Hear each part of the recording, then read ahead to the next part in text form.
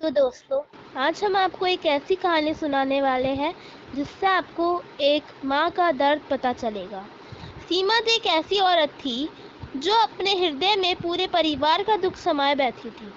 उनके परिवार में कोई भी उनको पूछता तक नहीं था, यहाँ तक कि उनके पति भी नहीं। एक दिन की बात होती है, सीमा जी के पति यानी कि सुरेश मेहता टीवी देख रहे थे।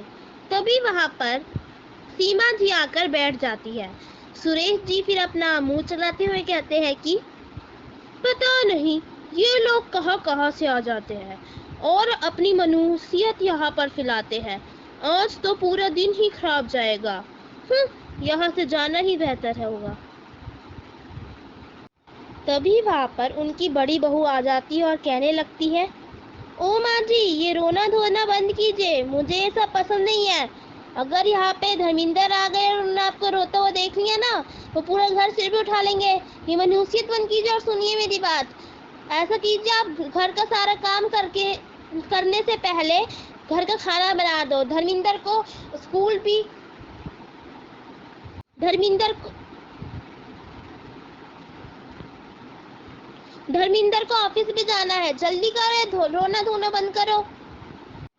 जी बेटे, मैं अभी बनाती हूँ। ऐसा बताओ, धर्मिंदर के लिए मैं पनीर बना दूँ? उसको पनीर बहुत पसंद है ना? माँ जी, कोई जरूरत नहीं पनीर बनाने की, उनको पनीर नहीं खाना है। आप शांति से बस जो मैं कहूँगी वही बना लेना। लेकिन बहू, उसको तो पनीर बहुत पसंद है। ओ माँ जी, शांति से ना बैंगन का भरता बना देना। ठीक है, जो मैं कह रही हूँ वही बनाओ, वरना घर से बाहर निकल जाओ, यही तुम्हारे पास रास्ता है। नैना तो ये सब कहकर चली जाती है और सीमा जी घर के झाड़ू पोछा बर्तन में लग जाती है। फिर वो खाना बनाने किचन में जाती है। फिर क्या, सीमा जी सारी रोटियां तैयार कर देती है। जब वह रोटियां बनाकर सबको परोसने ही जा रही थी, तभी वहां पर उनकी बहू नैना आ जाती है। रुकिए रुकिए माँ जी, आप ये क्या कर रही है? बेटा, वो मैं धर्मिंदर को खाना देने जा रही थी। क्यों, कुछ हुआ है क्या? अरे माँ जी, आपको पता है ना, धर्मिंदर आपका चेहरा भी नहीं देखना चाहते। इतनी बड़ी गलती मत कीजिए, वो पूरा घर सिर में उठा लेंगे। कृपया आप उनके पास ना ही जाए तो बेहतर होगा।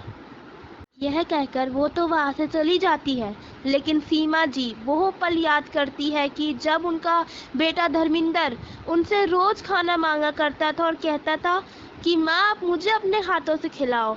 वो ये सब सोचकर उनकी आंखें नम हो जाती हैं। एक दिन की बात थी। नैना सीमा जी से कहती है कि वो सब्जी बाजार से लाए।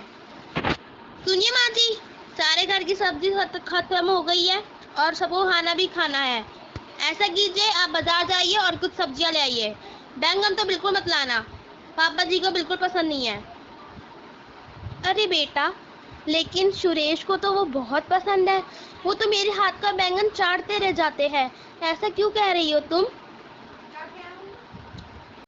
सुनिए माँ जी, मेरे साथ ना जवान मत लड़ाइए। सुनिए माँ जी, मेरे साथ ना जवान लड़ाने की कोई कोशिश मत करो। चलो जाके शांति सब्जी लाओ और मेरी बात मानो, या फिर घर से बाहर निकल जाओ, समझी ना? पता नहीं ये लोग कहाँ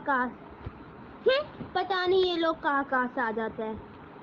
कैसे कैसे लोग रहते हैं घर में। अब क्या था, सीमा जी चली जाती है सब्जी लेने के लिए। अरे अरे, सम्मा को हो क्या गया? कोई इसको हॉस्पिटल लेके जाओ, वरना ये जान गवा बैठेगी यहाँ पे ही।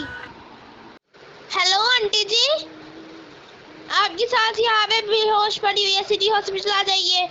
वो सब्जी मंडी गई थी और वहाँ पे गिर पड़ी थी। चले जल्दी आइए। अच्छा ठीक है, मैं अभी आती हूँ। ऐसा करती हूँ कि राधा को माँ जी के पास भेज देती हूँ। सुन बे राधा, चल जा, माँ जी सिटी हॉस्पिटल में एडमिट है, जा वहाँ पे जा और उनकी सेवा कर। मेरे पास टाइम नहीं है, और जितना भी खर्चा होगा वो मैं दे दूंगी आने जाने का, लेकिन अगर वो पैसे की बात करेगा ना, हॉस्पिटल का खर्चा देने के लिए कह दिया, हमारे पास पैसे नहीं है, मैं उनकी नौकरानी हूँ, समझी? चल जा, जल्दी जा सिटी हॉस्पिटल। ए लड़की, ज्यादा जबान जोरी मत कर, ठीक है? ये जो सैलरी दे रही हूँ ना, वो भी नहीं मिलेगी। मेरी वो बुढ़िया कुछ नहीं लगती, बस एक बुढ़ी है तो मैं उसका आदर भी करती हूँ। वरना तो पूरे घर में कोई उसका चेहरा नहीं देखना चाहता। उसके एक चेहरे के लिए मैं तेरे को 1500 रुपए दूंगी? नहीं, कतई नहीं। आने जाने का 20-30 रुपए खर्चा होगा वो तो मैं दे दूंगी, लेकिन 50-20 रुपए तो मैं कभी नहीं दूंगी, समझी ना? कभी भी नहीं, याद रखियो। तुझे जो करना है कर, अगर तुझे उसकी सेवा नहीं करनी और उधर नहीं जाना तो तू नौकरी से अभी निकल जाएगी, समझी? अब क्या था, बेचारी राधा भी डर के मारे वहां से भाग जाती है। बच्चों प्लीज उल्टा भागो। फिर क्या था, बस वह ऑटो में बैठकर तुरंत चली जाती है। अरे क्या आप इनकी रिश्तेदार है? हाँ जी, मैं इनकी रिश्तेदार हूँ। क्यों, क्या हुआ? वो जी, आपको ना डॉक्टर कह रहे थे अगर इनके रिश्तेदार है तो कह देना कि कुछ फॉर्म्स भर देंगे और कुछ पैसे भर देंगे इनके एडमिट के लिए। ओ जी, मैं क्यों भरूं उनके पैसे? इनकी जो बहू थी उन्होंने तो कहा था ये मेरी बुढ़िया कुछ नहीं लगती, नाटक कर रही होगी, वो नहीं आ रही तो मैं भी क्यों भरूं इनके पैसे? मरने दो उस बुढ़िया को, मैं क्यों भरूंगी इनके पैसे? वह बैठी सीमा जी ये सब सोचती है कि उनकी कोई कीमत नहीं है, वो मर भी जाए उनके बहू बेटे को कुछ फर्क नहीं पड़ता। ये सब सोचकर उनके दिल को इतनी गहरी चोट पहुंचती है कि वो वहीं पे मर जाती है। दोस्तों, आप भी कभी ऐसी नौबत ना आने दें कि आपकी माँ भी इसी तरह गुजर जाए। आप अपनी माँ को अगर प्यार करते हैं और आप लोग ऐसे बेटे नहीं हैं कि जो आपकी माँ भी मर जाए आपको कोई फर्क ना पड़े, तो आप इस वीडियो